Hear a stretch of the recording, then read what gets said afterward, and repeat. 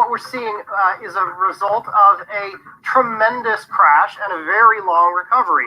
You saw the real wealth of the average middle-class American family collapse by 49% between 2001 and 2010. It was a deep financial crash and recession. It's taken a long time to come back, and that's great. But the real point is this recovery is an Obama-Yellen recovery. It is in spite of everything that Trump is doing, not because of it. If it were because of it, we would say higher gross private investment. I think there's a lot of caution signs out there, so I obviously am not quite as rosy as the others on this panel. You take a look at our best indicator of wage gains, which is the employment cost index, which has both benefits and cash compensation.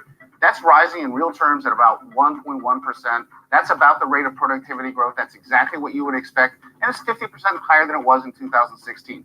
And hopefully it will get stronger. Everyone, I think, would agree we can do even better. This is a good report. We could do better. Certainly have a long way to go until inflation sort of enters the narrative in any meaningful way. But I think that we've, as a marketplace, certainly in the fixed income space, we've completely discounted it as a risk. Stronger than expected print is not going to bring the Fed in, but it can change the expectations in the market where yields are so depressed. It's just hard to get inflation, in my opinion. I don't think that's right. I think all of the inflation is in financial assets. It's not in goods and services. Listen, I think the irony here is that despite the duration of the expansion, which is the longest expansion in post-war history, we're not particularly late in the business cycle. Everyone has been saying that we're late in the cycle. This suggests that Jim is right, that we're not as late in the cycle as we think. Well, it's pretty strong across the board, not just the print, but also some of the revisions from past months. Look, we've been pretty encouraged about the global economy all this year. We've seen improvement, even in the dark of the summer, when a lot of other people were thinking that we were going to go into recession. We sort of felt that the consumer and the services sector would help us kind of power through. And this is just validation that we are in a bit of an upward momentum here.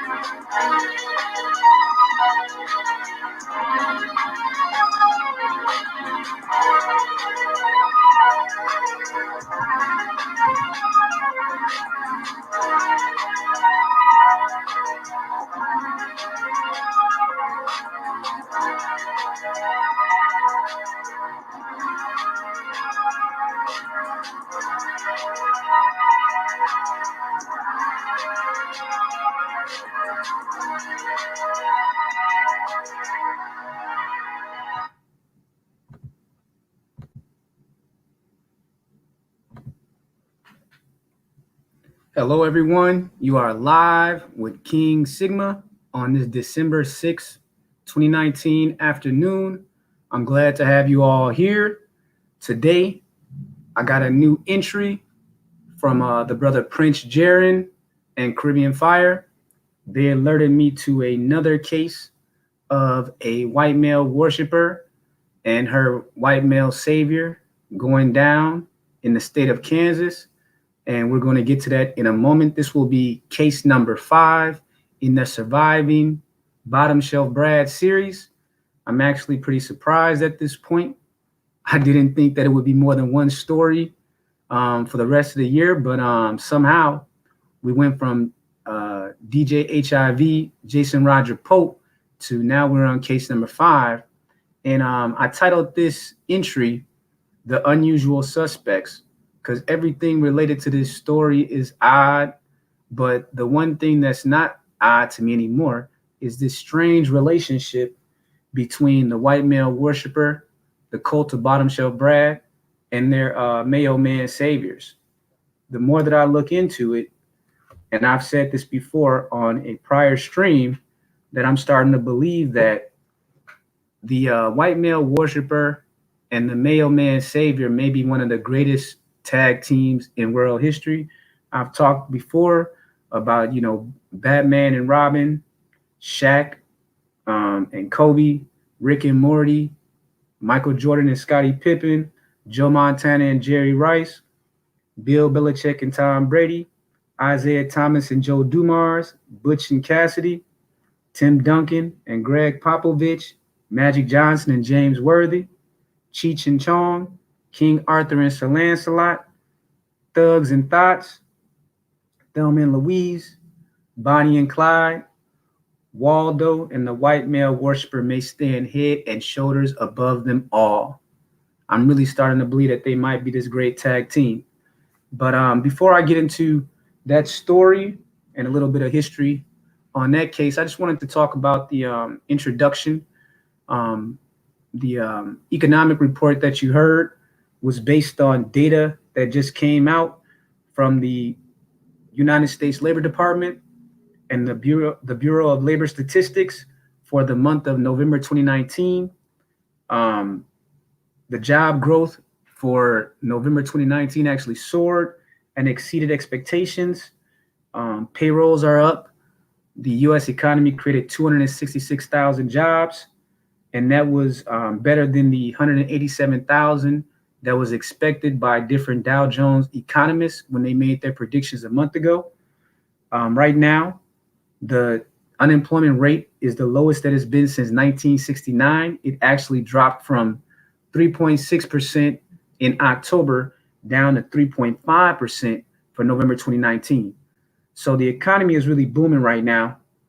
And, one of the things that I've always done is I've tried to, when I look at the monthly labor report information, I've always made sure to compare the unemployment rate, which is the share of the labor force that is jobless, and they express it as a percentage of the total population of laborers over the age of 16 in the United States. And I always compare that to the labor participation rate, which is the actual number of people available to work over the age of 16 as a percentage. So, I was thinking about the report because, we're sitting here and we had a very interesting week in terms of the politics and business when we saw that the 116th U.S. House in Congress has decided to draft their articles of impeachment this week. Most of you are already aware. We talked a little bit about it yesterday. You probably already saw the news yourself. So Nancy Pelosi, the speaker for the Democrats, she has, instructed the Judiciary Committee and the Intelligence Committee to go ahead and draft those articles of impeachment. And those are supposed to be released by next weekend.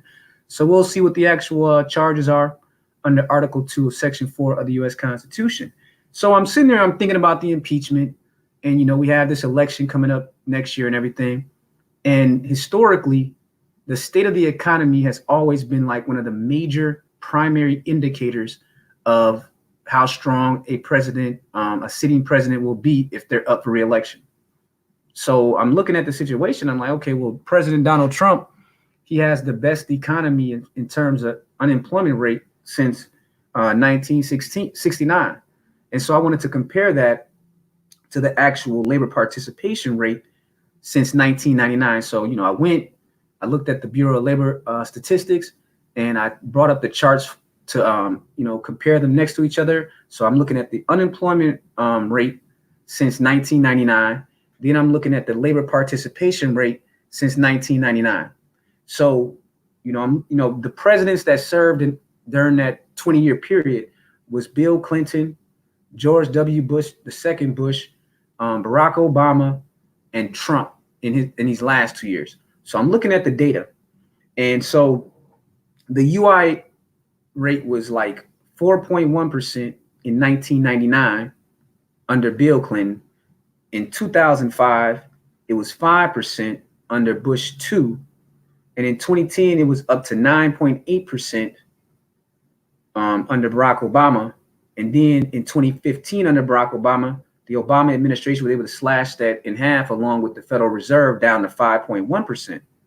And now, under Donald Trump, it's down to 3.5%. So I'm comparing that to the labor participation rate in that same time period, 1999 to 2019. And it showed that the labor participation rate was at its highest that it's been in the last 20 years under Bill Clinton at 67%. In 2005, it was at 66%. And in 2010, it was at 64%. 2015, it went down to 62%. And in 2019, it started to go back up. Now it's at 63%. So I'm giving you this information because if you're looking at this strictly from an economic situation, minus the impeachment and the personal feelings that some people might have about President Trump, he actually has everything going in his favor, because now not only is the unemployment rate the lowest it's been in like 50 years almost, but he now has the labor participation rate on the rebound as well. So over the last, 5 years, it had been dipping down to like 62%. Now it's going up. Starting earlier this year, it started to go up. So he can actually make the case that, I have like the strongest economy that we've seen in like 4 presidencies. So I thought that was very interesting that at the same time, in the same week that the articles of impeachment will be drafted, President Trump can actually point to the economy and say that I've created like the best economy and I'm actually just getting started. Give me another term and I will bring that labor participation rate up to 70%. This is the kind of things they'll say, of course. If they can do it, that's a whole nother thing. So, but he will say, I can bring that labor participation rate up to 70%. I can get that unemployment rate down to 1%, because the lowest unemployment rate in the history of America was actually like around 1.5%. And that was actually in like the last year of World War II, I believe. And that was like 1944, 1945. They actually had the unemployment rate down to damn near 1%. And that's why you had like, it was such a demand for labor that's why a lot of the housewives and a lot of the women were brought into the workforce at that time as well. So, 99% of the workforce was working back in the mid 1940s. And so Trump is going to probably try to make that kind of argument going forward in regards to his reelection. So I think it's important that, we in this space, that we look at it not just from a social level, not just the talking head pundits that you see talking strictly politics, but that we also stay focused on what's going on in the business world, because Trump can also make the argument, which is the fact that he's actually put more single mothers back into the workforce than any president in history, at least since the last 60 years. There was an article out on that as well. So there's more women that were with child and without a husband that are actually working in 2019 than at any other point over the last 60 years. So that leads me to believe that that's probably one of the reasons why a lot of the polls that have been put out in the last 60 days are showing that blacks, that their percentage of them that are looking to vote for someone besides a Democrat it's really escalating very fast. So I'm not surprised to hear that more blacks are looking at Donald Trump, more blacks are looking at third parties. But in terms of the economy, you probably have a lot of black men in this space who over the last year got a new job, got a raise, or are at least in a position to look around for a new job. So to me, that's a very good thing. I'm glad to see that the economy is doing well. And I hope that everyone here, if you're currently looking for a job, go put it to the test. Test out these numbers. I know in my state, our unemployment rate is down to 3% for the whole state. And this number that I gave you at 3.5%, that's the collection of all the states put together as an average. So I don't know what's going on specifically in your state, but it's looking pretty good for, free thinking brothers, competent brothers that have some kind of skill set. So, okay, I just want to take a little peek into the chat real quick before I bring up the article on the aggravated robbery of Fidelity Bank. And we'll get into that. I just want to, say hello to everybody. Sometimes when I get into the articles, I don't get a chance to, check in, before I start talking. But yeah, cut to the chase. This is definitely a story about a white male worshiper and her white male savior wearing blackface in a bank. I mean, you just can't make this stuff up, man. You just can't make this stuff up. I mean, there even is supposed to be a code amongst thieves and things like that.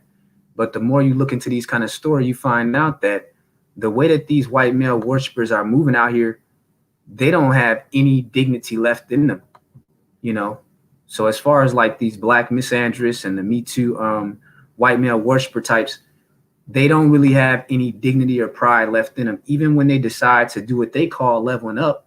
But what we always call around here, the quick fall from Swirl Mountain Summit, they call it leveling up. So in their eyes, they perceive that the value of the rank and file black man is zero. So even if you find like the top 25% of the American black females market or whatnot, as far as the sexual market, they consider themselves leveling up, even if they're only aspiring to be with the bottom quarter of the male man's sexual market pool. So that's just reality. And that's what, myself and a couple more brothers have been doing in regards to highlighting these stories, because these stories, I've told you many times, they never make the national news. But what will happen is that they're often put in the local news, and it'll just be like a quick little blurb, or, the reporters might put it out a little 20-second, 30-second thing on television. But it is something that they definitely keep hitting. And I think it's important that we all have these kind of archives for ourselves as a reference point in the future, because as we all know, for 2020, I just told you, the economy is ending the year on a high note, man. One of the best notes that it's been in since 1969. So these Democrats who represent the party of misandry, they're going to be coming at you men hard this year to get your vote. And we talked about it yesterday, how they're going to be appealing to your emotions. They said it themselves at the highest levels, with the chairman of the DNC, Tom Perez, saying that we're going to get the language down so that we can talk to black men. As we talked about yesterday, they got some called the Chop It Up Tour for the black men. And I guess they're going to be having rap battles and, barbershop haircut competitions on tour. And they're going to be sitting there with their urban dictionary, coming around to different urban centers in America that are already pre-planned or whatever, and making it look like because they can speak a little bit of slang, that's how they're going to appeal to you. Even though they admitted themselves that we have no answer to what President Trump asked us, what do blacks have to lose by not voting for the Democratic Party? And that was back in 2016. And they said that after 4 years, they still can't answer that question. So I'm not going to tell you brothers what to do. All I'm going to say is that if you're so foolish to allow these politicians in the age of Aquarius, at a time when you have damn near as much knowledge as they do, as an outsider can have, you have as much knowledge as an outsider can have about politics, about the economy. You may not know what's going on in their inner office, but you damn sure know as much as they do in general about the state of America. And what you don't know, we are sharing that kind of information. And I guarantee that you all will know it by this time next year. When that election comes around, I bet you will know that. So if you guys are still foolish enough to let these Democrats put together a fucking rap tour, bro, they actually putting together a rap tour to get y'all vote, man. They don't go to the Jews talking about a chop it up tour. They don't go to Hispanics talking about a fucking piñata festival or anything like that. The only group that they come to with a damn DJ on a bus, bringing out some turntables, having a chicken eat-off contest, having a watermelon eating contest, having a twerk contest, and talking about this is how we're going to secure the black males' votes. This is how we're going to get the black women. So for the black woman, they got something different. There's a little bit more respectful than what they're bringing to you as black men. So the black women got what they call seat at the table tour, right? So they're going to appeal to the black American female voter by doing a seat at the table tour. So even in the optics of that, they're giving more respect to the black female. So they're saying to the black female voter, we're going to give you a seat at the table. And you know that's what they want, is that validation, that pat on the head. But to the black men, the black male voter said, oh, we're going to do a chop it up tour. We're not going to do, they could have just said, we're going to do a seat at the table tour trying to get black votes overall. No, they wanted to do a backhand across the black man's face and say, we're going to do a chop it up tour. They literally called it the chop it up tour. That's what the DNC is calling it. So some of you guys are going to get a visit. You're going to see a bus. You're going to see a DNC. It's going to be sponsored by like one of these corporations. They're going to have a few rappers, washed up rappers, paid off corporate rappers, and they're going to come to your city, and they're going to be having like rap battles. They're going to be doing concerts, and they're going to afterwards going to be trying to get you to register to vote, get you to donate to them. So this is one of the most disrespectful things that one could imagine. And I'm going to keep saying it. The difference that they have not figured out is that the current generation of black men aren't going for it anymore, man. You're just not going to be coming to us with these symbolic events that have nothing to do with the attainment of jobs, nothing to do with the attainment of funds for college, and nothing to do with the attainment of the kind of improvements in our working class population's lives. Because that's really what it's about. You know, Black Americans and I believe Latinos have the highest percentage of our people that are mostly in the working class. And specifically with Black Americans, we're overrepresented in the working poor class. And that's what we need to be talking about. If you find yourself in white collar jobs, you need to be making sure that they're pushing the kind of policies that are going to protect your white collar jobs and to help you. If you're in the blue collars, you need to be working for things that are good, that you need. But we need to be asking for direct, practical, tangible benefits that we can feel, that we can shelter ourselves with, that we can clothe ourselves with, that we can eat with, and we can use as a stepping ladder into whatever the skills that we need to develop over the next 10 years. Anything outside of that, I don't even want to hear about, man. So let me check the chat before I bring up this article. So the brother Evan Duncan says that as long as they ain't giving out Popeye's chicken sandwiches, I mean, you know, honestly, and I know you guys are going to be like, no way. I wouldn't be shocked if like this Chop It Up tour is sponsored by Popeye's Chicken, man. I really wouldn't. I'm dead ass. Seriously. I wouldn't be surprised if this Chop It Up tour that the DNC has put together for next year is not going to be sponsored by Popeye's Chicken and Revolt TV or something like that. I wouldn't be surprised. They didn't say who their corporate sponsors are yet. But I'm just telling you, I wouldn't be surprised. And you know how they could really do it, slap in your face? By putting Comcast Corporation behind everything.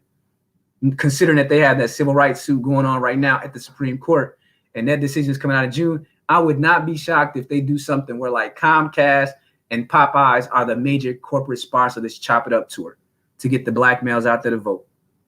It's no telling what kind of like buffoonery and minstrel show that they're going to put together on that Chop It Up tour, man. It's just no telling. You get these brothers like, because, you know, a lot of times at those kind of sponsored events, they have liquor. So, you know, I heard that maybe someone has a clip, but they said that phony Pete Buttigieg, that he was out there with the black men. I believe it was in New York or something. And he was out there drinking a 40 ounce out of a brown bag with the black men on the corner, man. Real shit. Real shit.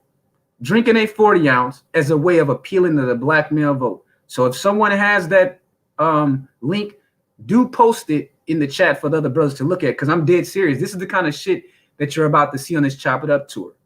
Sponsored by Comcast and Popeyes wouldn't be shocked. A bunch of washed up rappers looking to get a meal ticket.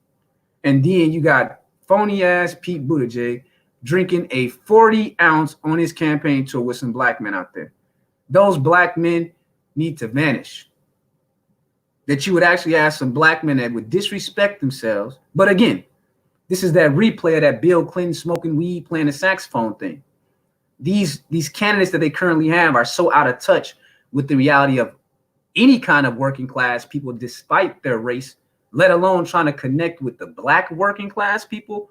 They're like on Mars, if that's the case. So you got Pete Buttigieg out there doing what a phony guy from South Bend, Indiana would do, that's had all the privileges. And then come to find out, this dude, phony Pete Buttigieg, he was an economic hitman. Now, I'm not sure if you guys are familiar with that book from a couple years ago by John Perkins, but I believe that you can listen to some of his interviews on YouTube. But there was a cat named John Perkins, a white dude, and he worked for like these defense contractor corporations that they work with all these different authoritarian regimes. They actually work with the United States government, with the different governments of Europe, to secure different kinds of contracts or different kinds of like regime change. And he actually wrote a book about the kind of crimes that he did as an economic hitman. And he felt so guilty because of how many lives that he helped to destroy for money, because they get good money. They're defense contractors, but they're private, and they just get like these huge contracts from the Defense Department in the United States and different kinds of governments in Europe. And he talked about like how he got real close to one of these Latin leaders who was actually a very populist leader who had the love of the people, and he was not able to buy him out because he was just so much for his people. And the United States government ended up assassinating him down in Latin America. I can't forget. I can't remember which one it was. But if you guys have a chance, read that book, The Economic Hitman, if you have not already read it. It's a really, really quick kind of read. But basically, what John Perkins did at his time working for, I believe the company was called Bechtel. So you could probably look it up. It's called Bechtel. And I believe it's spelled like Bechdtel. And it's one of these private contracting corporations that's super rich. And they only hire like the most elite white people for these kind of jobs, because they work as an extension of United States and European imperialist policy in these different countries that have resources that they want. And come to find out, Pete Buttigieg was actually an economic hitman. He worked for a company called McKinsey, and you guys can go look that up. Go look up Pete Buttigieg and McKinsey. So don't let these people play you like you are some fools that don't have access to the information that you need to call them out when they're trying to con you.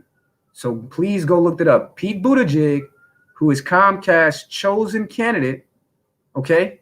They have selected him and funded him, and Hollywood is behind him. He is actually an economic hitman that worked for McKinsey, helping to overturn different governments for the corporate elites here in the military industrial complex in the United States. So that's that's a little bit of homework for you, but I'm up on these candidates, man. I'm checking them all. I'm really checking them all. So let me take a look. So the brother Kwame Armentero says we should be very careful with those couples, black women with white men and non-black men in light-skinned face. Man, everybody's under suspicion and going into 2020. If you're a free-thinking brother, everybody's under suspicion now. We don't have any friends. We're on an island on our own, but you know what? We were born for this, man. We can handle this. We got the tools that we need. I'll put the free-thinking brothers with truth, armed with truth, against the armies of these criminal liars any day. So we have that on our side. At a minimum, we have our honor and our self-respect, man. So I'm gonna go ahead and get into this article for you all. Bring up the screen, give you guys some background information on this case number 5. This is the 5th entry into the Surviving Bottom Shelf Brad series. And I mean, by this time, I'm sure that you guys understand that, you know, the reason I want to have this conversation, this ongoing conversation, is because you've seen the way that society and the female counterpart who has been designated to you have gone against people like the R. Kellys of the world, Bill Cosby, Cuba Gooding Jr. I mean, they tried to take down Morgan Freeman 2 years ago. They've been going after all these public figures. We saw Antonio Brown get taken out this year. He is suing the NFL right now to recover, I believe, like $25 million because his career was destroyed simply over an accusation at the prime of his career. I can't even keep up, to be honest. I'm sure you brothers know a whole bunch of other people that have been accused. I know that that chick, I believe her name was Amanda Seals. For a moment, she tried to take out Myron Rolle with some false accusations, but he fought back real quickly. We know about the Brian Banks movie that got released this year. So it's a lot of shit that done go. Yeah, one of the brothers, Turd Battle, mentioned Tavis Smiley. Roger Spice says Russell Simmons. I mean, come on. And he got Oprah on him right now trying to make a documentary about him. And you know what's funny? I guarantee, because of how connected Russell Simmons was at one point in time, he probably did business with Oprah at some point in the past. And I heard he left America. That's what I heard about Russell Simmons, that he actually left America because of these accusations that they're coming against him. So at least he was smart enough to get the fuck up out of here. But now Oprah's making a movie about him. So she is a gutter rat. That Oprah Winfrey, she is one of the poster woman for Black misandry as we close 2019. And I'm looking at you free thinking brothers, man, that they're coming after y'all this year. They're going to try to seduce you with everything. We've already talked about the commercial, I Love You Black Men, this nonsense that the Democratic Party put out as part of the Chop It Up tour and the Seat at the Table tour. And that this is in 2019 that they're pushing this stuff. Once that year turns, I'm telling you, man, you're going to see all types of shenanigans. And you're going to be asking yourself, where have y'all been for the last 20 years? But it's because that they're polling internally and in the mainstream media is showing them that Black men not going for it in 2020. You're going to have to come with some real tangibles. So, it's just so many brothers that got taken out in 2019. It's almost got to the point that if they're not taking you out, if the Me Too misandrous and the Black Girl Magic feminists aren't taking you out because of some kind of alleged and accused sexual misconduct, then they're working on the other side to emasculate men completely. So that's what I see. That's kind of been the role of the Me Too misandrous and the Black Girl Magic feminists over the last year, is to either fully emasculate Black men or to somehow get them inside of the prison system and the court system and destroy their career by milking whatever wealth they have, by tying it up in courts and giving it to the white lawyers that they're fucking on the side. Because a lot of these bras that's bringing these cases to these lawyers, like in the case of Brian Banks, the mother had a conspiratorial deal in place with the attorney to go forward with the claims, even when the girl came to the mom and said, "Mom, I'm lied to you. He didn't rape me." And she said, "No, this lawyer told us that we can get 1.5 million or more if we go ahead and lie." And they lived with the lie. They took 12 years of that man's life, and that woman and the mother are still out and free. And I bet you that lawyer has not been disbarred yet, because that's out in the state of California. So we know that Kamala Harris was forced out of the Democratic race this week. Now, maybe she should have been out there trying to get justice for Brian Banks. Maybe that if she had some smart people, she would have had someone on that case saying that we need to get justice for this man. He lost 12 years of life. He lost over 30 million NFL monies. We need to make him whole and do right by Brian Banks, because this movie came out this year. Nope. Though that Black Girl Magic feminism, Kamala Harris was all with it. They didn't care about justice for someone like a Brian Banks. So they've been taking out, man, they've been taking out so many Black men over the last 2 years. I can't even keep up with it anymore, to be honest with you. I might have to do like a whole conversation just about next year, just about how many Black men have been taken out by the Me Too misandry. So let me go ahead and get to this story and share with you all.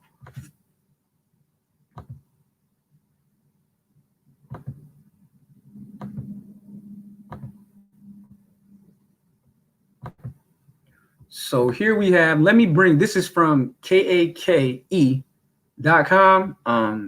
It's an ABC affiliate out there in Kansas.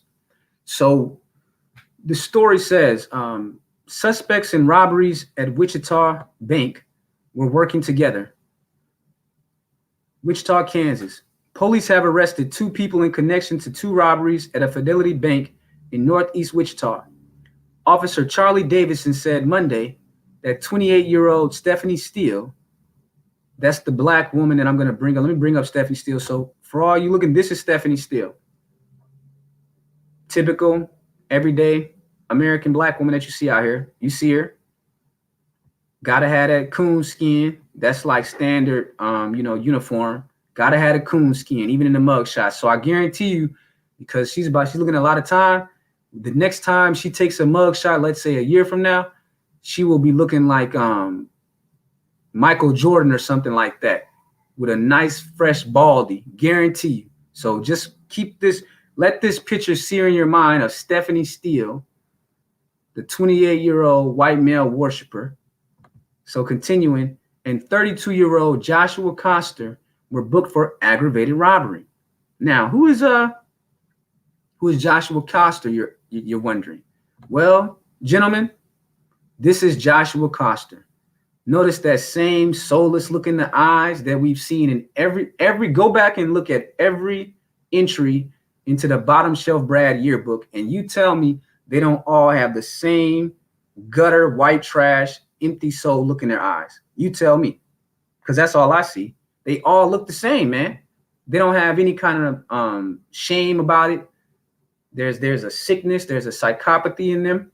But this is what the white male worshipers are attracted to. And that's why I told you the greatest tag team in history, the daughters of the trade, man. But this was her lover and bank robbing buddy, Joshua Coster, 32. So it says the robberies happened a month apart at the Fidelity Bank branch at 2111 North Bradley Fair near 21st and Rock. Now that's the part that had me cracking up. These two dummies. Now remember, the white male worshiper and the daughters of the trade will tell you often that she's the most educated, the strongest black girl magic on the planet, right? But maybe you guys didn't hear me. They robbed the same bank literally 30 days apart, literally on the exact day, 30 days later. So the first robbery between this Ebony and Ivory, Bonnie and Clyde, occurred on September 26th. It occurred on September 16th, 2019 at 2:40 p.m., according to the police report, right? So that was the first time they robbed this Fidelity Bank in North Wichita, Kansas. Now remember that date, September 16th, 2019, 2:40 p.m., according to the cameras.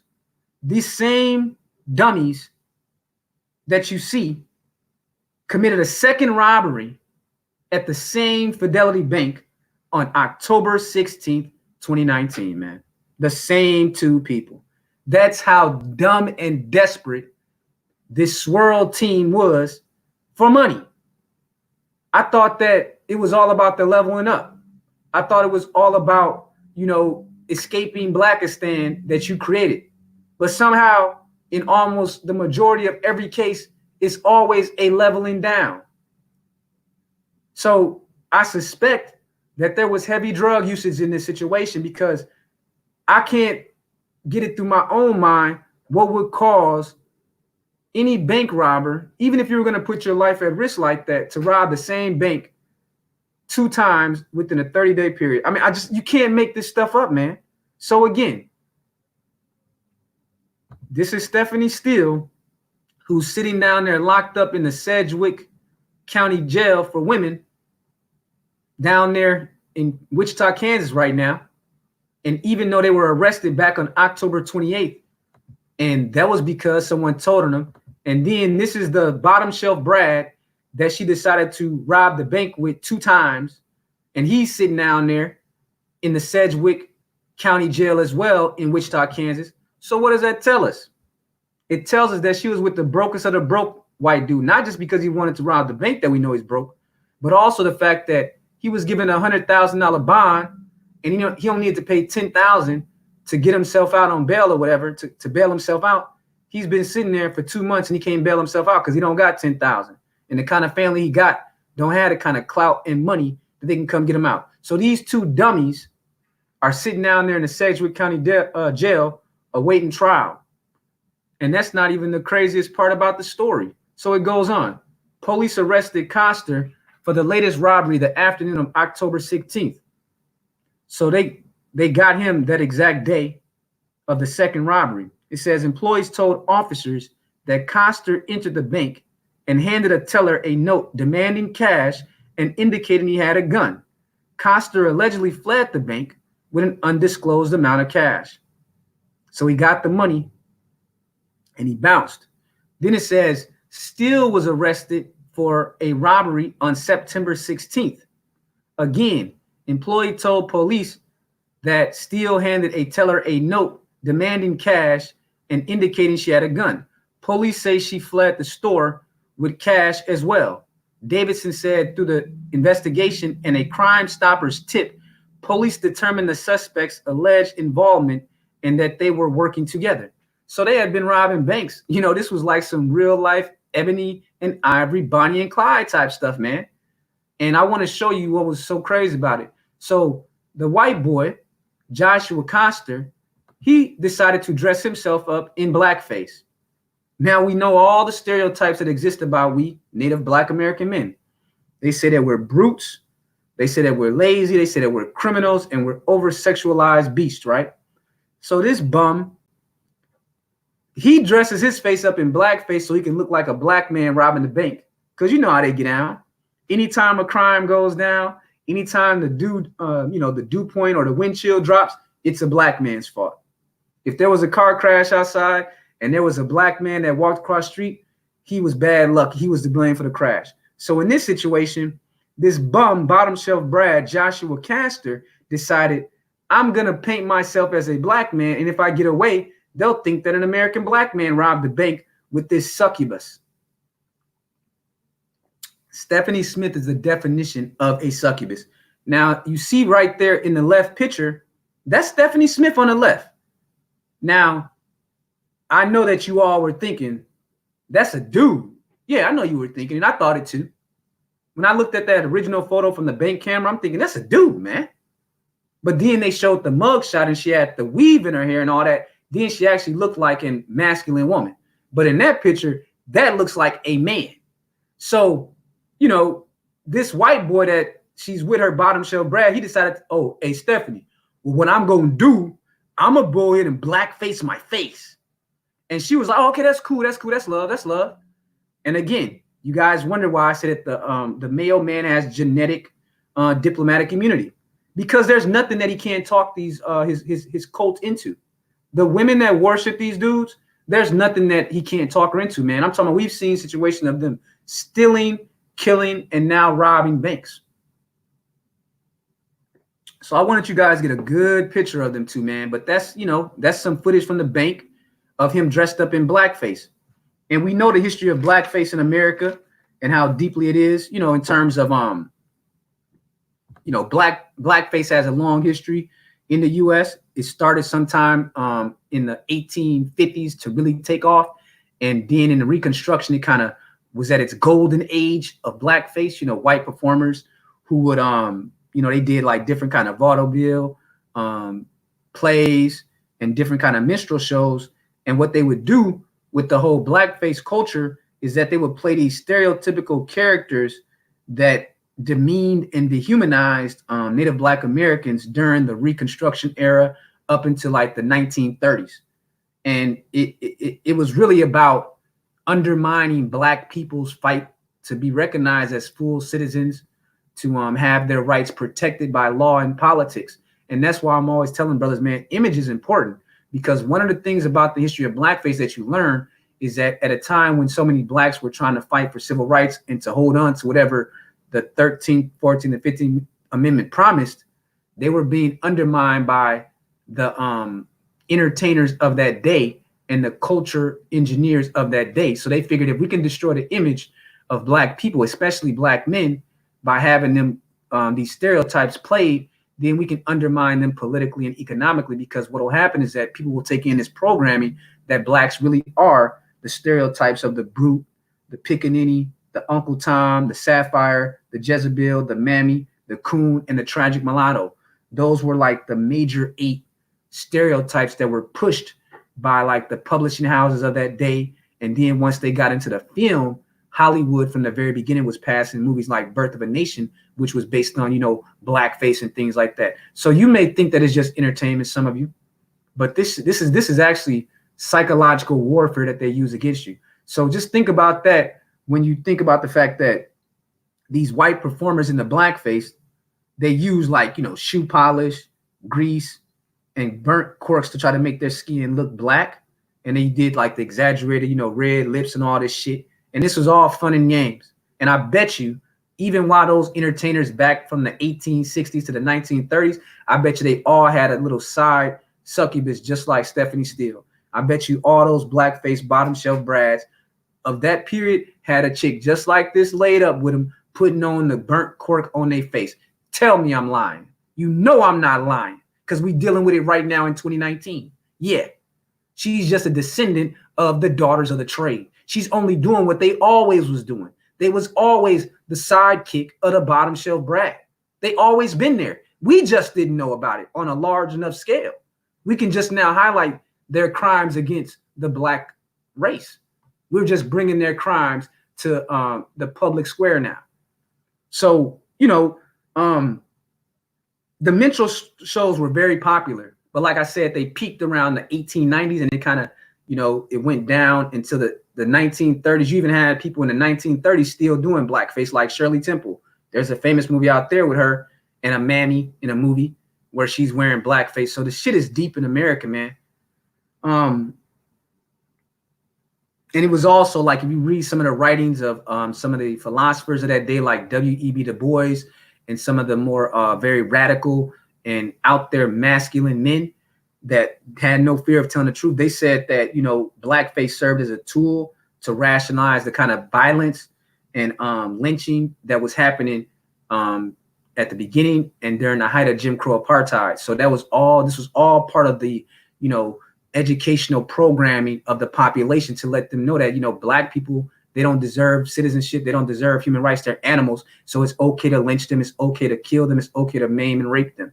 And you had women like Stephanie Steele's great-great-great-grandmother out there laid up in a straw shack with some bottom shelf brad, wiping cum off her face after she done put the blackface on her, getting ghetto gagged, and then going back to her husband talking about everything's okay. So we calling this shit out moving into 2020, man. And the person that really was one of the most popular figures that made the blackface thing popular was this dude named Thomas D. Rice. They called him Daddy Rice. And he created this character called Jim Crow, which gave the name to the segregation apartheid system that America had. That's where the name Jim Crow came from. So you see the connection there. The system that they had of segregation in America from the 1880s up until 1965, called Jim Crow apartheid, was based on this white man who was an actor who back in the 1830s, he had been doing tours because he was a comedian, a vaudeville actor. And he did this tour through the South at that time of the plantations. And he said that he found out, and he found that the black people down there were funny to him, like their behavior, the way they talk, the way they act, and things like that.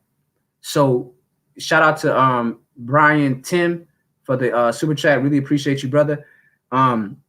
This dude, Thomas Rice, he had did a tour in the 1830s of the Southern plantations, and he was taking notes on how he claimed that the slaves acted. He admitted that he was making it up, that he said that he was exaggerating their mannerisms and their language, but he created this character when he came back from his tour to the South called Jim Crow. And all during the time from the 1830s up into the Civil War, the white audience fell in love with this Jim Crow character because they loved making fun of and laughing at black people. That's why I'm always saying, man, be careful who you think is laughing with you versus who is laughing at you. And this cat, Thomas Rice, he got all of white America to laugh at black people. And then during the Civil War, it really blew up. You would have thought that it would have disappeared, but no, it blew up even more because these stereotypes of black people was so deep in the consciousness of the white population that they thought it was normal. Kind of how we're seeing now that they think that the rap thing, the sagging pants, the dope addict thing, this D-boy thing, they think that's all normal. That's why you have politicians sitting down with the most vile black people or the most vile associated with black people. So you have the Cardi B's. You got Jeezy. He out here with Bernie. He used to be a drug dealer. Jay-Z. He out here with Hillary Clinton. You notice that all these politicians are somehow aligned with a former drug dealer or a former stripper thought, and they're claiming that they speak for you, black people. So it's still the same shit. It's just a different version of it. It looks a little bit different, but the premise is the same. So, you know, some of the stereotypes that they perpetuated through this blackface mechanism, which we know that these white dudes, low key, and you see the extremes they go to, one part of them do it as a mockery, and another part of them does it as envy. So they dress up in the blackface with these black women that they're laying up with because it makes them feel like a black man. So they feel like we're more virile, that we're more masculine, we're stronger, and they believe that, kind of like, you know, with war paint, that when they put on this blackface, they believe that they're making like a spiritual transformation into a black man while that blackface is on. They never feel stronger than when they wear this blackface. They feel stronger, they feel more beautiful, they feel more masculine.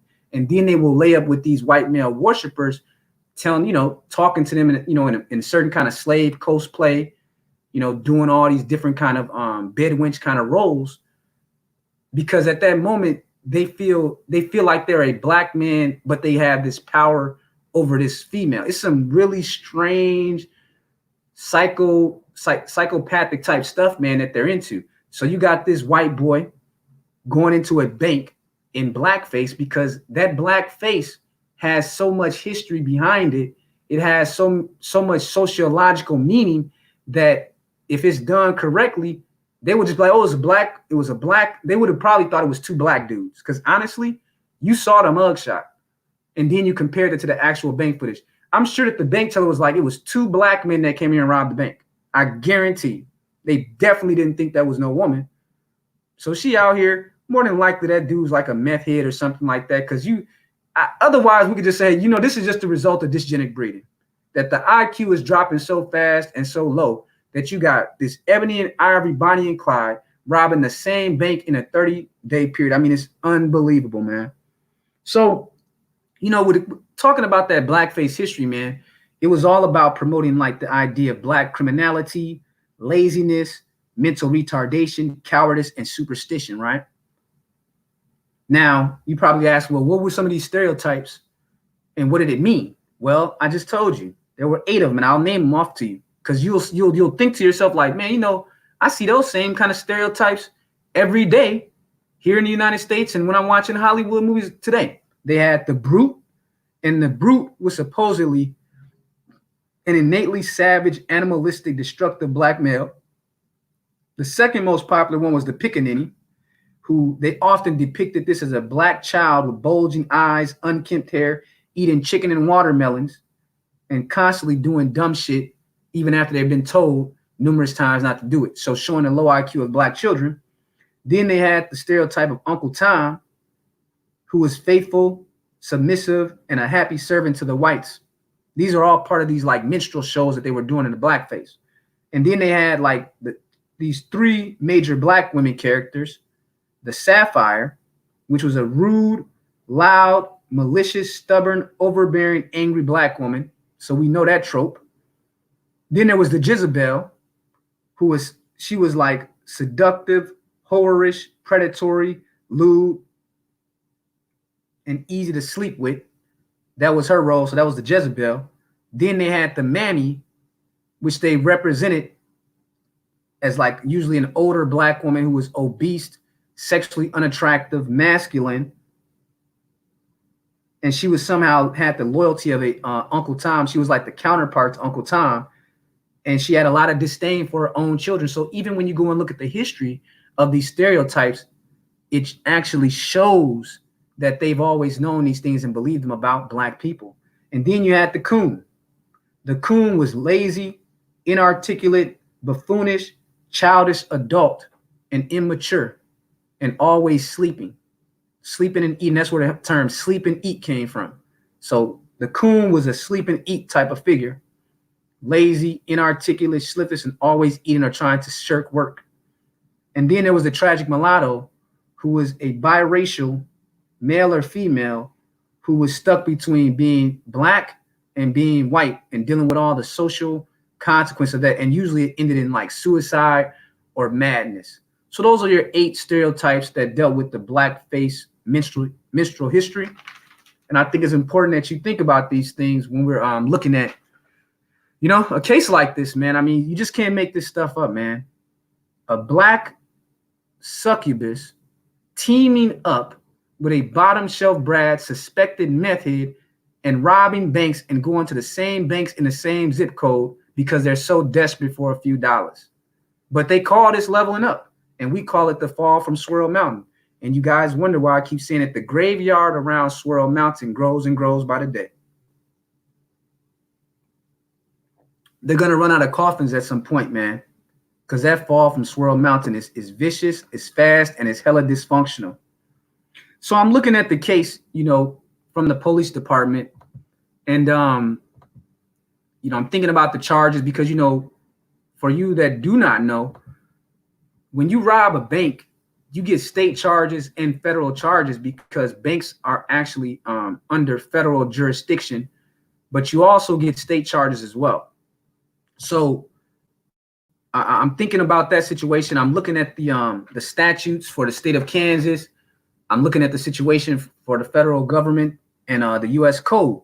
And so I found out that the statute that governs aggravated robbery, which is what Stephanie Steele and Joshua Coster are charged with at the state level, and then at the federal level, they call it bank robbery and incidental crime. So if you a person that likes looking up stuff like that, like I do, you can find the statute for Kansas at 21-5420, and it's under the chapter for crimes against person. So I'm looking at that situation and the kind of time that someone would be facing that was guilty of the crimes that they've been arrested for. So at the state level, it's aggravated robbery. And at the federal level, it's under 18 U.S. Code, section 2113, bank robbery and incidental crimes. And, you know, reading these statutes, it really brings it home how dumb this woman was that was rolling with this little bottom shelf Brad. I mean, come on, man. So I brought up on the screen 18 U.S. Code, section 2113, bank robbery and incident. I'll just read the first paragraph to you. So whoever by force and violence or by intimidation takes or attempts to take from the person or presence of another, or obtains or attempts to obtain by extortion any property or money or any other thing of value belonging to or in the care, custody, control, management, or possession of any bank, credit union, or any savings and loans institution, association, or whoever enters or attempts to enter any bank, credit union, or any savings and loan association, or any building used in whole or in part as a bank, credit union, or as a savings and loan associations. So with intent to commit in such bank, credit union, or in such savings and loans association or building, or part thereof, so used any felony affecting such bank, credit union. So this person shall be fined under this title or in prison not more than 20 years or both. So at the federal level, you're looking at a max of 20 years in prison at the federal level. And for the state of Kansas, the U.S. Attorney's Office is led by U.S. Attorney General Steve McAllister. This white man was nominated by President Donald Trump and confirmed by the U.S. Senate, and he was sworn into office January 25th, 2018. So he's coming up on his 2-year anniversary of being the U.S. Attorney General out there in the state of Kansas. He's a Trump appointee, so you know they're all into that whole I'm tough on crime type of thing. And I guarantee you that when they saw this case come across their desk from Wichita, can you just imagine how these white dudes that are in these positions that prosecute these kind of cases, the kind of laughter that they're having over happy hour when this case came across their desk? Hey, what up with you? Shout out to the Melancholic Tiger. Hey, man, my spirit is good, brother. I'm good. You brothers in the brotherhood, man, y'all keep me on my toes, man. Like y'all keep me having to stay sharp mentally. So that's going to keep my spirit right. Cause it's, you know, at the end of the day that we're all gods in human ruins anyways, man. So I'm thinking to myself as I'm reading about, you know, the attorney general for Kansas and how this is a federal and a state level case. And I'm just thinking to myself, like, you know, imagine what these white dudes that have to prosecute these kind of cases, you know, they read about these kind of stories, they write on these stories, they report on these stories. Imagine what them looking at that black succubus tells them about the relationship between the black man and the black woman here in America, and what it tells them about how low and how much power they really have over us is. You got a white bottom shelf brass suspected meth head wearing blackface, and his sidekick is an American black woman, man. So you could just imagine the laugh that he probably called up Trump, like, Trump, I got a good one for you. Just had a case that just came to the desk. I got a poor white trash and a black, educated black magic feminist, and they're both looking at over 20 years on federal charges. And at the state level, they're looking at 5 years and up to $300,000 fine. So you could just imagine the kind of laughter. And I'm just saying, at what point do you as free thinking brothers say, hey, we've been abandoned, man. We've been abandoned by our designated female counterpart. And I've heard a lot of brothers, I believe Black Ram, he's used the term, and Brian Sline's used the term called females. And I guess that's the only way I can describe them, as your female designated counterpart, man. We have been completely abandoned. And that's why a lot of these white male worshipers and their cult are upset with the brothers like myself that just all we're doing is reporting on the news. I'm not giving anything to you that the news didn't report. So your problem, you need to take it up with yourself. I'm not your problem. The news that reports on the story is not your problem. The brothers that come and take notes on these stories are not the problem. You're the problem. Your self-hatred has always been the problem. I don't see black men out here robbing banks with white women and Asian women and Latinas where the woman's wearing blackface. I don't see it. I ain't never heard of these kind of things. This is something that exists in y'all little dysfunctional bottom shelf Brad bizarro world. That's where this exists at. And I hope that these brothers wake the fuck up, because we're going into 2020 and everything is at stake. You got illegal immigrants getting preferential treatment over you. You got the Rainbow Coalition destroying your families. You got the Black Girl Magic Feminists and the Me Too Miss Andress lining up to take you out in 2020. You literally got Oprah Winfrey releasing a documentary on Russell Simmons next year. So they want to make us the face of sexual misconduct and rape. So you know how we had this whole thing in Jim Crow where we were being lynched for being accused of doing things we didn't do? Now you got these black women openly in your face on television saying, we're going to help these white people that are the enemy of black men destroy you going forward. They're glad to be the tag team partner of the white dominant society because they've convinced themselves that they won't have to pay the cost of their betrayals, but they will pay the cost of the betrayals, and they're already getting. Yeah, good point, Solomon Giles. You don't see Oprah releasing a documentary on Harvey Weinstein and Kevin Spacey, Charlie Rose, Matt Lauer, that one comedian guy who was jacking off in his office in front of a woman, jacking off on himself, and then the women walking. I can't remember his name. It's so many. It all started with the mailman's dysfunction, and somehow the few black men that are in that 1%.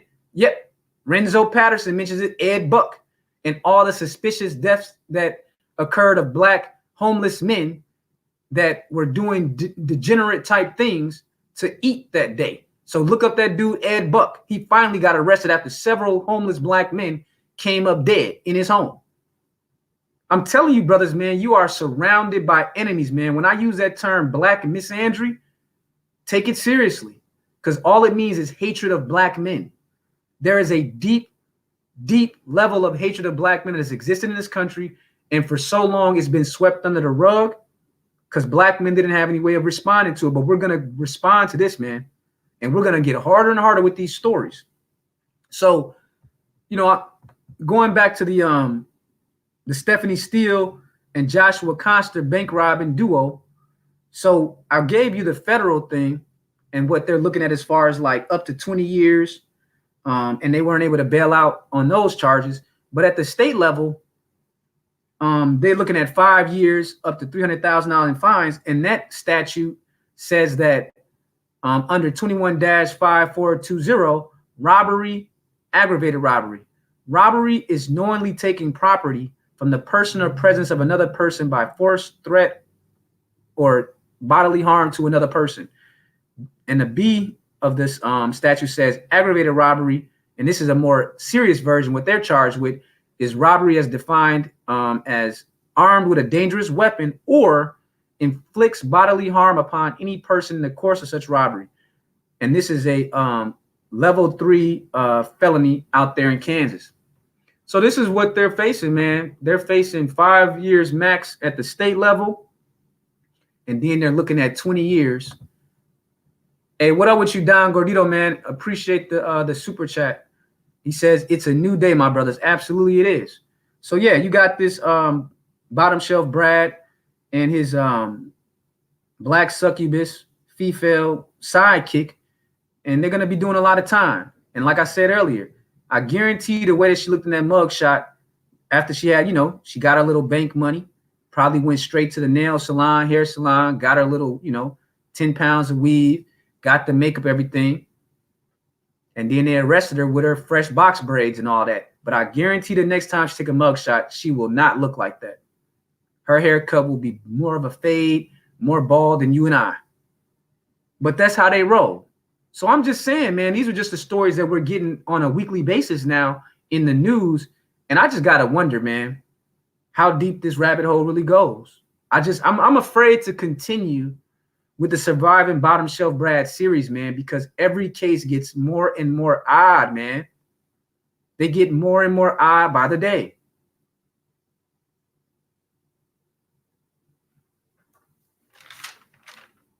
So that was most of the facts that I had on that case. As of this date, they haven't, the trials have not completed yet. You know how it is with American court system. A lot of these courts are backed up, 6 months to 12 months. And, it looks like if they're found guilty, they'll be doing, 5 to 25 years. I mean, they're going to be doing a lot of time, man.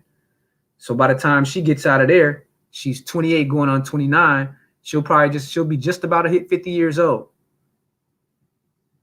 if they get the max sentence. So who knows how much time they're going to get. But this is what they mean when they talk about leveling up. And when you hear the plantation bros telling you, don't go nowhere, stay here, rebuild this shattered, destroyed community. Don't go build something new for yourself. Don't establish something new for yourself. Don't create your own code based on honor and the kind of cooperation you can get out there in the sexual marketplace. Stay here on the plantation with us and destroy yourself along with us. I get on the side eye real quick. So I hear this conversation a lot from a lot of the Hotep communists. We talk about the usual suspects all the time over here. And you all know who they are at this point. But one thing they are is an enemy of yours. But they never report any stories. You never hear the Black Woman First simp drones and the castrated eunuchs. You never hear them talk about these kind of stories. They ignore these stories. You damn sure never going to hear Team Swirl talk about these stories, because this antagonizes their narrative of black man bad, male man good. So the brother Edward Anderson has this saying where when he's talking to the brother, he says, don't be red pill for Native Black American women, but then be blue pill for all other women. So I say to Team Swirl, don't be high-minded, high-educated, and haughty for black men, but then be mentally retarded for the male man. So I'm going to add that one to our growing dictionary of terms. They can't keep up with us, man. We come up with new terms like it's nothing. We're creative. So y'all can add that one to it too. Those mottos. So they want to be Miss High-minded, educated, strong, independent, educated woman for you, but then they turn total retard, no standards for the male man. And that's where we get the genetic diplomatic community argument from. So the brother Rowdy Benoit says, how can you sum up 2019 year with all these events in Bizarro land, DJ AIDS, Get Back, Fake Femininity Movement, April Mason Lion, I Love You Black Man campaign, Passport Gay Democrat? Yeah, man. You know, Randy or Rowdy Benoit, appreciate the super chat, brother. Salute to you. Just in terms of 2019, the females, they took so many L's, man. The L's just they just keep coming and coming, man. And you know, to be honest with you, I didn't really go too deep into the Kamala Harris thing. You know, I put up a little GIF on the community tab where it says "Bye Kamala," where she's sitting between Ice Cube and Chris Tucker from the Friday movie. I put that up, but I didn't go too deep in it. But the Kamala Harris thing is actually also a big time L for the Black Girl Magic feminists, because they was all behind her. They didn't care that she locked up innocent black men and kept them longer than they were supposed to. She didn't care that her office cost the city of San Francisco $13 million for getting ready to execute a man that wasn't even guilty. They didn't care that she didn't come to the defense of Brian Banks after he had been exonerated, even though it all happened in California, even though that movie was out there. So for her to actually be one of the first ones knocked out from the top tier in the Democratic nomination, I mean, I'm just sitting there drinking my tea. Isn't that what the Black Girl Magic feminists say? Tea, sipping on my tea. I'm sipping my tea to that one. I won't be shedding any tears for Kamala Harris at all. And it's funny because now you have people like Cory Booker and Julian Castro complaining about the fact that there's not any diversity, quote unquote. You know, they love that word, people of color, the little word they invented to erase blackness. And they're complaining now because she couldn't raise the money or get the kind of like support that she was looking for. Special shout out to the brother Sigma Jones. Sigma Jones is a brother that has his own channel. He rides hard for the SYSBM camp. So you guys go check out Sigma Jones. He says, that's why the select male argument makes no sense. Impossible standards for brothers, but hardly no standards for bottom shelf Brad, as long as he is white. Yeah, man. Yeah. And I think the brother Mr. Fantastic came up with another hashtag. So we got the as long as he is white. That was always part of the hashtag for the level up crew, the get the bag prostitutes, Black Girl Magic Film. They always was using that hashtag. But Mr. Fantastic, he came up with a hashtag where it says, if I don't know you, I don't owe you also. See, that's the thing. When it comes to like you, there's all these stipulations. There's all these prerequisites that you got to meet. There's all these obligations just to have a conversation or just to be in the presence. But when it comes to bottom shelf Brad, as long as he's white, he's all right. That's how they look at you. And my whole goal is to wake these brothers up, man, and stop listening to these plantation bros. Stop listening to these black women first drones. They don't have your best interest in mind. 100%, because you can judge them by the results that you get when you take their advice. What happiness is it bringing you? I doubt any. So I don't know what to tell you, man. I expect that these stories are going to get more and more strange as I move forward. And you guys just keep sending me the stories, and I'll keep putting it out there whenever I have the time, because I know that right now, Brian Solange has a documentary coming out about these kind of topics as well in relation to the relationship between these Waldo, bottom shelf Brad, and the cult of white male worship. He has some kind of documentary he said he's working on, but I think that it got put on hold because of what's going on with Black Avenger TV. So I'm waiting for him to release that. And then Kid Organic does a lot of stories that relate to this as well. So I know he calls what he's doing, he calls it like Mr. Clean Chronicles. And he has another series called Who They Choose. And I was watching one of his vids last night where he was talking about this guy, this Jewish guy in New York called the Sperminator. And he has like just all these kids by all these random women, man. And he's still walking around free. If it was a black man, he would be locked in the bottom of the prison. So you guys might want to check that out. So there's this cat named the Sperminator.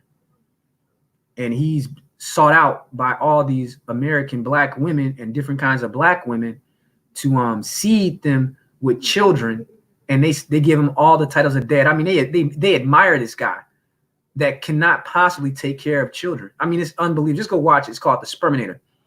Rowdy Benoit says, yes, with Kamala and Trump re-election, passport gate, Me Too, backlash, alphabet community assault, the 5 outcomes of Isaiah 4:1, and total collapse of the matriarchy and more, cut and women losing rights. Yeah, when he talks about that Isaiah 4:1, I believe he's talking about the one where it talks about on that day, 7 women will come to one man and beg him to have his last name, and that they will do all the work and labor for him. I believe that's what he's referring to. I'm not an expert on the scriptures or anything, but I do think that's what he's referring to. And I absolutely see that day coming soon. But it ain't gonna be, it's gonna be like in the Bible how they talk about when the Pharaoh was coming to kill the firstborns, and like they told like certain Jews to put the lamb's blood on the door to protect them from that the evil spirit or whatnot that was coming to kill the kids. I think that's what the black manosphere is for black men. We're like lamb's blood, man. That's all we're doing. We're the lamb's blood that's saving black boys' future and that's saving the future of black men, because we have been put on the back burner already for the last generation, and they're actually trying to send us off to reservations in the next decade. That's their goal for us black men. And for the black boys, they're looking to us to do something. You feel me? If we don't do it, it's not going to get done. Shout out to the brother, Dr. Phoenix. He says, excellent broadcast as always, man. I appreciate that, brother. And I hope that you're doing well with your finals out there in medical school. So you guys can find Dr. Phoenix. Whenever I have open panels, he usually shows up over here, but he's often over at the Black Brain Trust as well. And he's a medical student. So, you guys like send a prayer up for him and keep giving him that positive reinforcement that brothers like him need. Don Gordito says, Michi X over there telling people to use violence against Zimmerman, laughing out loud. So then, Don Gordito, I would say this, why doesn't she go do it?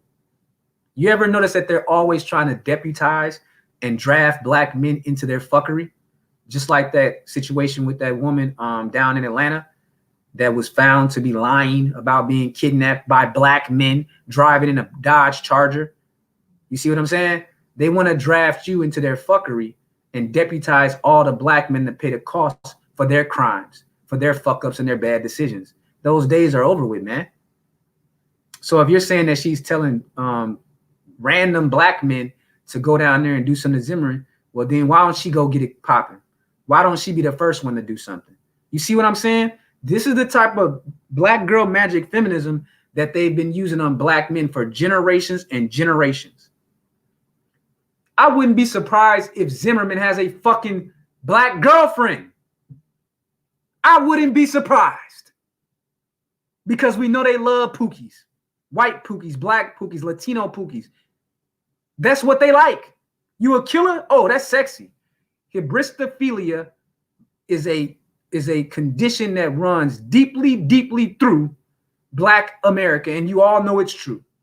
Going back to Lauren London in King Magazine, June 2006, where she talked about having an orgasm when she saw O-Dog kill the Korean store clerk.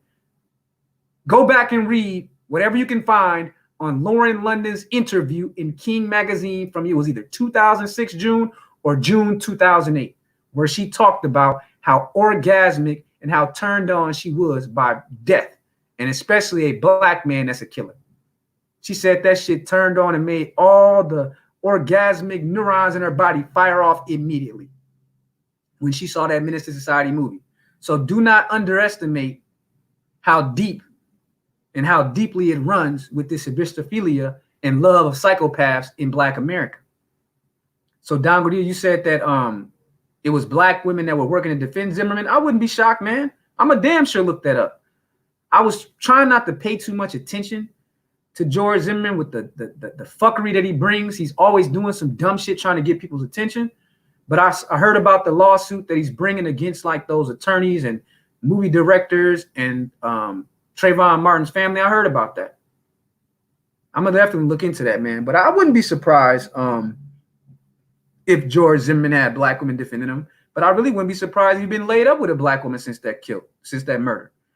A lot of these broads lay up with dudes every day that kill other black people every day. Again, like I said, they have no honor. They have no moral code. When it comes down to that pale male, I just don't think there's anything that they wouldn't do. And you guys are going to have to show me differently. So if you can bring me evidence, I'll believe it.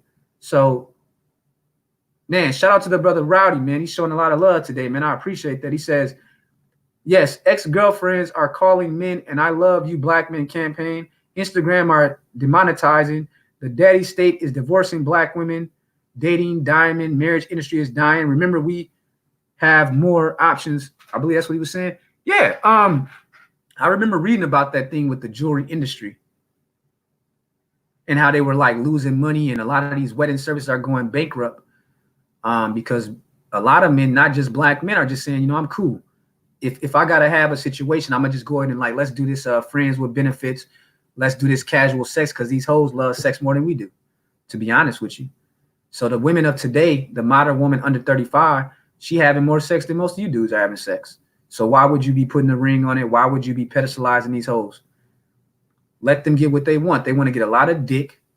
They want to get a lot of attention, but they haven't earned the right to be most men's wife. Not if you're a man with any kind of pride, at least. So Dr. Phoenix says very true, as well as the black woman that agreed he wasn't guilty. I'm not, you know, Dr. Phoenix and Don Green, I'm not surprised that you guys are saying that it was black women that were defending George Zimmerman. It was the same thing with Jason Roger Pope. I couldn't believe how many comments that I had to delete from black women defending this dude, man. Defending a dude that exposed over 700 black children and black women to HIV. And they were actually protecting them. So I'm not surprised anymore. And I'm going to look into that with George. But I'm just saying I wouldn't be surprised if he's laid up with some kind of black woman. Because in all these cases, you find out that they are laid up with a black woman. I'm hearing that Richard Spencer got caught. One of the most white supremacist dudes in America, a big time voice for white nationalism. He was caught laid up with a black woman on camera, and she tried to run and hide in the closet, but they caught her. So if they'll lay up with him, we just talked about the deputy out there in Orange County a week or two ago, and how she was banging out a Nazi guy that was locked up in prison for robbing a black man. I mean, at some point, the surviving bottom shelf Brad almost becomes what people would think is fiction. If you gave this to someone in another world, they would think they were reading like a most entertaining Lifetime fiction movie or something. But this shit is real, and it's happening every day. And then another brother told me about some leader of a KKK out there in Dallas recently got kicked out the Ku Klux Klan because they found out that he was in a relationship with a black American woman. So, I mean, this is what we're dealing with. But part of the narrative that I know, me personally, one of my mission statements has been to, you know, bring a lot of attention to this history of the Daughters of the Trade, and to make sure that, at least for the thinking brothers that come to this space, I won't see you in my comments talking about how loyal the black Miss Andress has been to you. So if I can contribute even a little bit to destroying that narrative before this election, then I feel like I've succeeded. And always remember, these terms are about to change for YouTube. Twitter just sent out a new terms that they're putting out there. So remember that the terms are about to change on December 10th. And they're coming through to sweep a lot of us out of here. And just remember, you can find me at BitChute. And when Black Avenger is put back up, you can find me over there as well. So that's where you can find me at. And I won't be able to use StreamYards when they come to sweep us all away. But I will, you know, figure out, you know, how to use OBS Streamlabs and do something over and keep doing things at BitChute, because BitChute is like freedom of speech or whatnot. So anything happens to this channel, you guys can find me over there at BitChute or Black Avenger for now. And also minds.com as well, because we're learning about a lot of independent social media platforms that are being put out there, and we all need to stay in contact with each other and keep this conversation going in those protected spaces, because YouTube, we don't know what they have coming on December 10th. So they might just do like a massive sweep on one day, like boom, 48 hours. You know what I'm saying? So just be prepared for that. So pussy is overrated. Red Pill says, you're right. They're cutting off a lot of government programs. Now black women are making fake videos about how much they love black men. I mean, you just can't make it up, bro. I have to be careful about that video. I would have to ask one of the other content creators, because I wanted to play that video earlier, but I said, nah, I'm not going to do it. You got to be careful these days. But I damn sure wanted to play that video for you guys, because it's just like to actually sit back with a live panel and talk about it would have been really, you know, funny as hell. But you got to be careful, because like I said, man, they're trying to use whatever they can to sweep brothers off of here. And what I keep telling these people that want to come after the black men is that you're next. And we've already seen it because the policies that they're creating were based on those women running to them and flagging down red pill black men over the last couple of years. So they've tightened and tightened the policy every time. Now, you saw that over there on the Hotep side, they knocked off Professor Black Truth Channel. They knocked off Jason Black Channel. They're under the scope right now, and they're after Tariq Nasheed as well. In fact, Tariq Nasheed got blocked from the Griot, he got blocked from the Root, and he got blocked from entering the UK. So these traitors that are amongst us don't understand that whatever you trying to silence and censor the truth, it's all coming back on you, because the black men are being forced to find alternative platforms or create them. And when it's all left, all the shit that y'all talking about black men, that's going to be under the hate policy as well. And then you're going to have people knocking y'all off. So when all the black men are gone from this side of the equation and the Hotep side, y'all going to be left alone. And then the content that you're creating is going to be flagged down by Google and YouTube as well. So you've established a policy that's going to be used to cut your heads off too. Because instead of just doing what's right, and instead of calling out the bad behavior amongst your ranks, you would rather try to silence the truth and keep black men from just reporting on the news. We're not saying anything that your white mommy and white daddy are not putting out in the news. They're the ones that are reporting on you.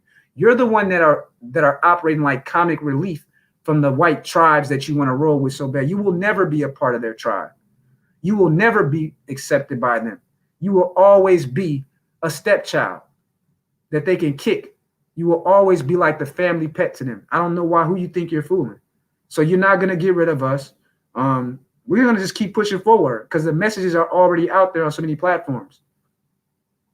But they don't got nothing to say about this Stephanie Steele who done robbed a bank with a bottom shelf Brad in blackface.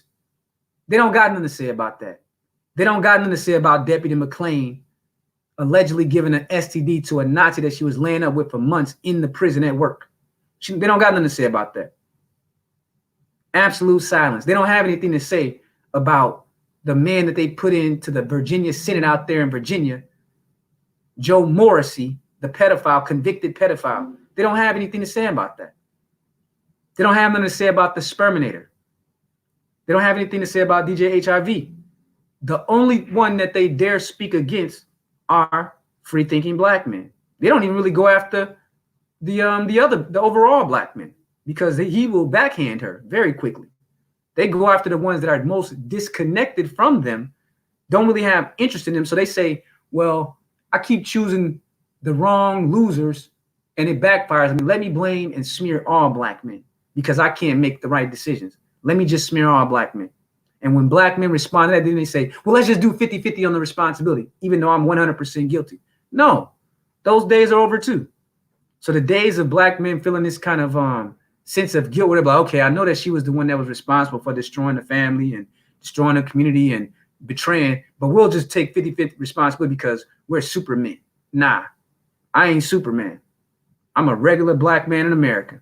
It's hard enough taking care of myself, let alone trying to take care of the responsibility from fuck-ups.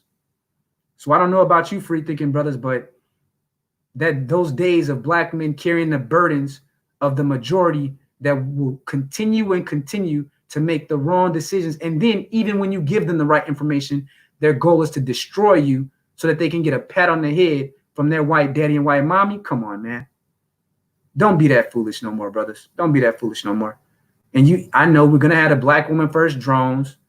They come in with the Plantation Brothers, skipping and singing, telling you about the greatness of Americana and what you need to rebuild and how you need to help them put out the fires they started and the trash that they dropped and the kids they left behind.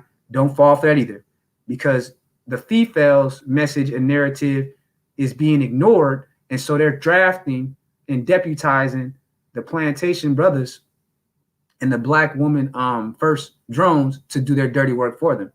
And at this point, if you're listening to them fools, like I said, just go join them and y'all start building Americana. And we outlaw brothers will continue to put these messages out as individuals and just hope that we save a couple people from the sinking Americana Titanic. So I'll read a couple more of these comments before I go in and get up out of there. You know, happy Friday to everybody. You know, go out and have a drink. Go have some fun if you can. Don't trick off all your check, though. But I do appreciate y'all coming through and, you know, helping me to enter in another case number 5 in the Surviving Bottom Shelf Brad series. I mean, you just can't make it up. You got a black, Ebony and Ivory, Bonnie and Clyde, white boy doing bank robberies in blackface, even with all the history. So what I'm saying is that, you know, at the end, I always ask myself the questions after I get done with these kind of live casts. And I say, who raised these women, man? Just like, I be like dead serious. Like, what kind of like father seated your mother that could raise someone that has absolutely, I mean, like just zero self-respect, man? It's just like if I see some black men out here and I find out that y'all dressed up like the Ku Klux Klan dealing with some non-black woman for her slave cosplay fantasy. You getting the axe too. But I don't see brothers doing shit like that. You know what I'm saying? And if he is doing, I guarantee he was raised by one of these white male worshipers himself. But every day we look up, this is the kind of shit that these women are engaging in with these bottom shelf brads. So it'd be one thing if you was just laying up with these dudes, normal, healthy relationship. No, y'all relationship is built on a ghetto gagger ethos. And we're building such a strong case for that paints a broad collage of really what's going on psychologically in these bottom shelf brad, black girl magic relationships. This is what this whole thing is about. When you take the brothers that really talk about these kind of conversations and put our stories together, you have, like, if you was a psychologist talking to a psychologist, they would call that like a psychoanalytical profile of a person's psychology.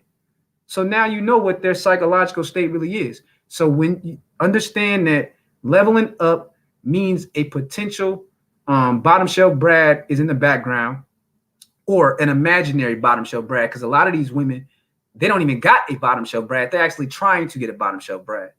So this is what we're dealing with as we go into 2020. And as we talked about yesterday, when we read the article from the DNC, we know that the black girl magic feminists are amongst us. We know that the Me Too Miss Anderson are here. We know that the Black Woman First drones are here. And we know that the white cucks have sent all kind of agents of chaos amongst us as we go into 2020. So again, knowing that we know from the DNC that they're listening to our conversation, I say to you, agents of chaos, salute to the brother Darth Patzer for the super chat. He says, Sigma, you ever use Zoom for the exclusive convos? I've used it on some other folks' panels before, man, but I have not used it yet. I'm gonna have to get into that in 2020. You know, I started this kind of like by accident this year because I just wanted to have a space where I could talk to the brothers directly. I was perfectly happy for the time that I've been in this space, just going on other brothers' panels, but I kind of wanted to have my own distinct kind of conversation. So I'm still pretty new to this, man. I don't even think I've been doing it 6 months yet, but I have to learn all that software, and I'm gonna look into that Darth Patzer. You know, I'm gonna definitely look into that. But damn, I forgot what I was saying. But just as far as like the people that said that they're watching us and they're being paid to watch us and they're paying rappers to come and try to like run that game on us. If you listening, I hope y'all realize it's not gonna work, man. Just like they have black girl magic feminism, we have white magic masculinity on our side. You know, white magic is the counter to black magic. So our magic balance is whatever you're going to try to sell this time around. The going amongst the black people, going to the black churches, going after the old boomers in the silence, that may work in those environments. It may work at y'all like 12-step feminist meetings. That's the only place it's going to work, y'all message. But the message is not going to take hold amongst the free-thinking black men who can talk and speak for themselves, just as articulate themselves in a way that even you know that it's not going to work. So come on with it. Come on with it, agents of chaos. Because the battle in 2020 is going to be something fierce, man. And if the best that y'all can do is I love you, black man, this is going to be easy. This is going to be easy. Y'all might as well just go ahead and do the censorship thing. That's y'all best option. Just go on ahead and just do the censorship thing, because this chop it up tour, seat at the table, I love you, black men, commercials that y'all trying to play, none of that shit's going to work. And I have a lot of faith in the brothers that come to this kind of space, because we're having the kind of conversation that's not going to be had on World Star Hip Hop. It's not going to be had on the Breakfast Club. It's not going to be seen over at Ghetto Gaggers. So I'll read a couple more comments before I go ahead and close out. So let me see. Yeah, brothers is in here heavy, man, showing support, man. They in here heavy. So for those that wanted to look up that case that we talked about, if you came in late, it was the case of Stephanie Steele, and the her bottom shelf Brad name was Joshua Coster out there in Wichita. And I checked the Sedgwick County Jail, and they're both still locked up in jail, even 2 months later. So they're actually just two broke individuals that's probably has a drug addiction, and they're going to do a lot of time in prison, trying to be fresh, robbing banks, trying to manipulate society as if there's some kind of Ebony and Ivory, Bonnie and Clyde, probably trying to get a movie deal or something. So Darth Pastor says, got to be more discreet with these conversations. Too many cards being played. Face up, understand?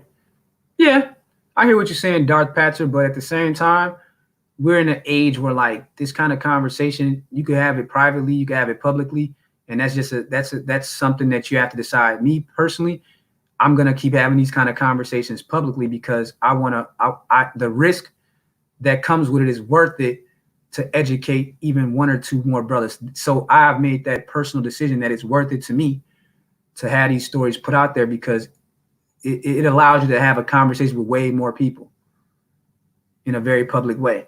And if it's really the truth, it's the truth. Simple as that. Some brothers might say, you know, you should just have this conversation. Probably not. I want to have this conversation publicly because it's already in the news.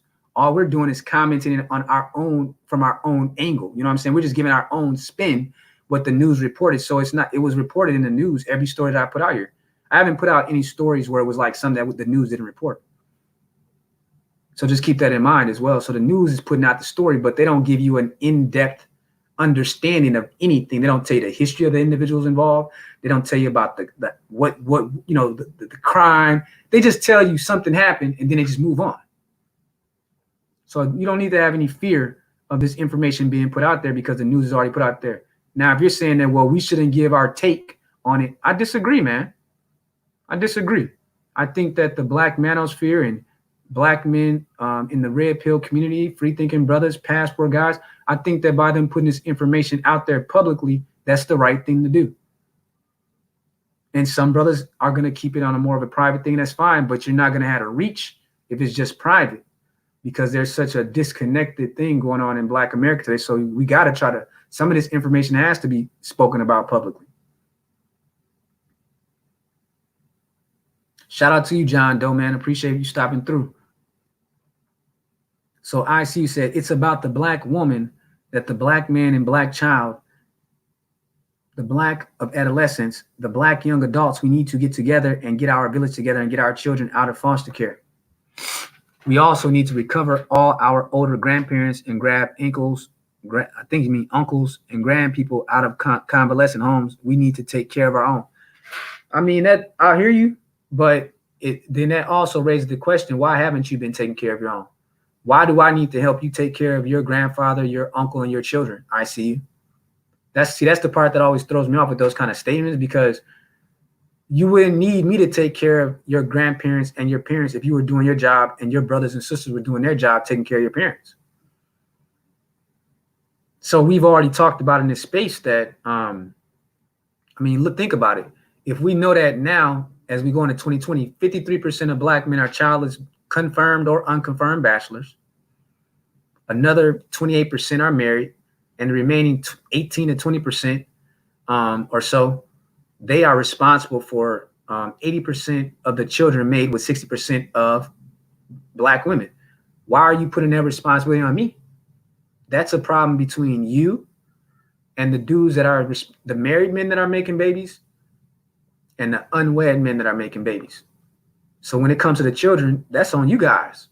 That's on you 50% of Black men to get that shit right, man. So you can't call on the other Black men who have been very, very cautious with their seed, or the woman that they laid up with was cautious with her egg, one or the other, and then say, hey, You know, I made all these children. I haven't been taking care of my parents. I need all of you black men that don't have these problems to take care of. No, man, that's not how men rock. A man has to have the kind of honor and sense of commitment to his family that he's going to take care of his people on his own. Now, you can ask us brothers to help you in a political manner if you have something that we all will benefit from. I get that, but you can't call on these individual brothers in here to take care of your parents for you, man. I can't co-sign that. We have to stop making responsibilities for ourselves that we can't handle. And that's why when I talk about the children, I always talk about no black man, in my opinion, should bring any child in this world that he cannot give an entry-level middle class to in America. Not in America, at least. And we've talked about the numbers from the Department of Human Services being $13,000 after taxes per child per year. So some brothers like, man, that's a lot of money. No, it's not. That's entry-level working class. And working class is defined as 40,000 to 100,000 for one individual person, being the bottom, the middle, or the top of the middle class. So you got to ask the question, if you want a child and you can give them at least a entry-level middle class lifestyle, which means $40,000 on your part, $6,500 on your part, and $6,500 on the woman's part. But we know most of these women ain't going to take care of these children. So it actually ends up being $13,000 on you when it's supposed to be split between you and the woman. It's supposed to be $6,500 a piece, and you can give your child an entry-level middle-class lifestyle. Me, I want a little bit more than that for my child. I don't want him to just have an entry-level middle-class lifestyle. I feel that my ancestors have paid the cost in this country.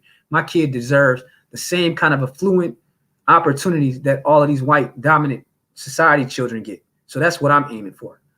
But if you're not going to give your child at least an entry-level middle-class lifestyle, why are you even having children? Can't say it's because I want to have sex. You can't say it's because I want to bust a nut, because they got like 40 forms of birth control. And I hear people make that dumb argument. Well, I wanted to bust a nut. Come on, man. Stop it. You sound like one of these brutes from the minstrel shows of the Reconstruction era. You sound like a fucking modern day brute. You really do, saying dumb shit like that. So we have to start thinking like that. We're in the fourth industrial age. We have to adopt a scientific approach to life. And I know it's kind of boring to approach life like that. I get it. I've been there. I've had things that could have went wrong in terms of, possibly having a child out here that I didn't want to take care of. But I got lucky that the woman I chose didn't want to have that responsibility either. You know what I'm saying? So it's like, I've gotten lucky, but I knew what I was doing when I did it. I wanted that pleasure. I wanted that immediate pleasure that cannot be replicated by a condom. It just can't be replicated. So I took that responsibility. And if that child would have been born, I would have took that responsibility of giving them at least a minimum entry-level middle-class lifestyle. Salute to you, January, man. Thanks for dropping through. But I think we have to start thinking scientifically. We have to start being 100% accountable for what we know that we did. If you know that you're out there and that you like raw sex, then admit that you like raw sex. And understand and hear that number in your head every time you bust in one of these bras. $13,000 a year. Just remember that number. If you can't give your child that kind of lifestyle, a minimum of $13,000 a year outside of your own, at least $40,000 that you're trying to make for yourself. So basically, if you are a black man in America and you call yourself a thinking brother and you make less than $53,000 a year and you out here trying to make children with a woman that makes less than you stupid. Going forward, you stupid. Because that's just reality, looking at the raw numbers. Minimum to take care of yourself out here in America, it takes like $40,000 for one man. Real shit, man. And you ain't really balling, $40,000, you barely making it. In today's rental market and with the cost of goods and groceries and things like that, $40,000, you just making it. Barely making it. And when you bring that child into this world, you have to assume that she's not going to take on none of that responsibility of the finances. You got to assume that with every woman that you lay up with in 2019, that she's not going to take on any of the responsibility. So just assume that. Don't think that she's going to pay you half. So let me see. So apparently ICU, he said that by me saying that a black man shouldn't bring a child into this world that he can't afford to take care of, that's cooning. Even though I just read to you ICU, the definition of cooning from the most historical standpoint, we know the definition of coon is someone that's lazy, inarticulate, buffoonish, childish in their nature. I'm none of those things, sir. So you're wrong. No, I am not a coon. You're a coon. And you're not a real man. Because if you were a real man, you would understand that I'm not saying nothing but facts. You trying to shrug and escape your responsibility, that makes you the coon. Because what you want to do, you talking all this, it takes a village to raise it. No, it don't. That's bullshit. It don't take a village to raise a child. So I don't know if ICU is a man or a woman. I don't know. But it better not be no man. That definitely sounds like a female saying some stupid shit like that. Talking about it. I should have known when they said a village. That's the part. See, at first, I didn't see that village part, but now I see that they said village. Now I know it's a female or a female that's putting that information out there. Here I am telling brothers that they shouldn't be having no child. They can't take care of it. Like, well, it don't matter. You all should take care of my kids. You better stop. You in the wrong era. You better try to like warp yourself back to a different era, because in this era, things are getting tighter. They just announced that Trump and the Department of the Food and Drug Administration, they just cut some more social insurance monies. You see what I'm saying? So it's about to get tight for you. It takes a village to raise a child communist. It's about to get tight for y'all out here, because I just gave you the economic data that shows that Trump is killing it on the economics. The economy is roaring right now. Lowest unemployment rate since 1969 and a growing labor participation rate as we enter 2020. So if you're hoping that the impeachment is going to be able to keep you in that communistic state, good luck. I'm telling brothers out here, wake the fuck up, seize the moment, get your skills up, demand the rights that you've earned over generations, and don't even expect no one to do nothing for you, because you are at war with the whole society, but you have a right to fight for what you believe is yours. You fools out here still talking about some kind of communistic American state. And I've been hearing that all my life. And I'm sure that my father heard it all his life. And I'm sure my grandparents heard it all their life. At what point do you realize you got to try something different? So like David Williams said, 40K is nothing today. Not if you live in urban America. I said before, man, the rent in my area now for a one bedroom is $1,300 for a one bedroom, man. $1,300. So just keep that in mind. They said even the banks had a rule that your rent shouldn't be more than 1/3 of your after-tax income. Now I'm looking at reports from HUD showing that the largest percentage of Americans are paying more than half of their after-tax income for strictly for their rental and shelter costs. And that's reality.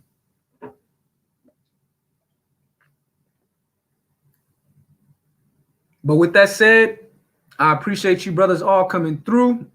I hope that this conversation taught you a little bit more about the Surviving Bottom Shelf Brad series. We're going to keep this thing coming as long as y'all keep the stories coming, and as long as the white male worshiper keeps shitting on black men and putting the bottom shelf Brad above the competent black men. And with that said, everyone have a great weekend, and we'll talk next time. So peace out.